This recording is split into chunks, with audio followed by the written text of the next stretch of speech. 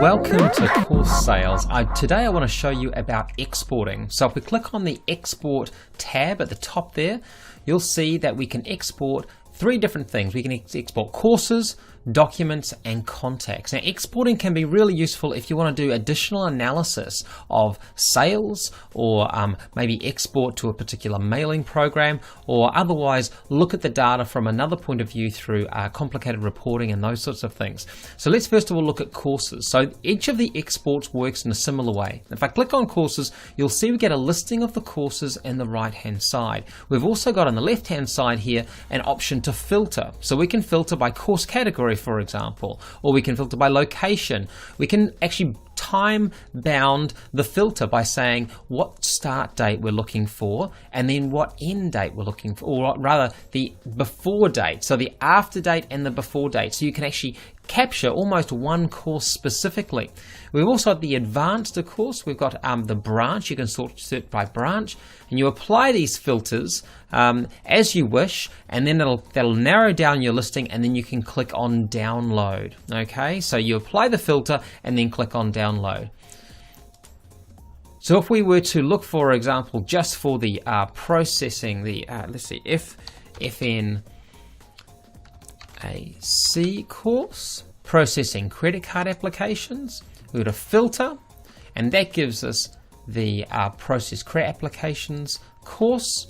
We can download that now, and that will download the details of the course. Now keep in mind, this isn't downloading the details of the participants on the course or the students, not the documents, okay? It's not getting the documents, just getting the course details, so everything about the course itself.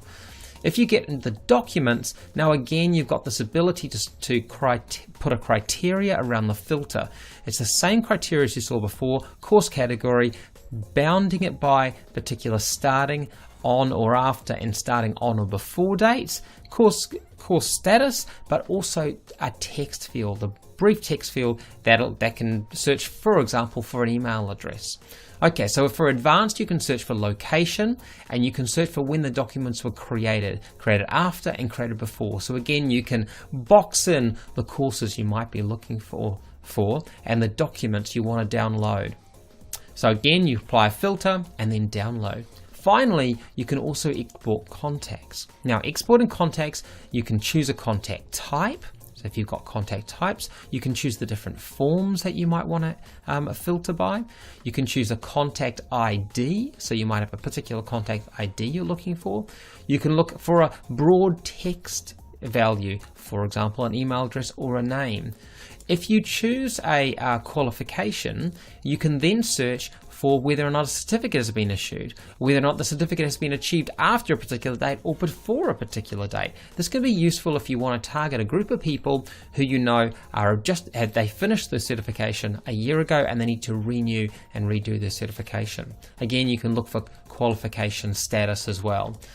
And again, just as I said, filter and then download. This is a great way to get information out of Course Sales to apply in an Excel spreadsheet. You'll get a CSV file, which can be used by Excel and other word processing or rather spreadsheet applications, and you can make modifications and do reporting for it. I hope you found this useful.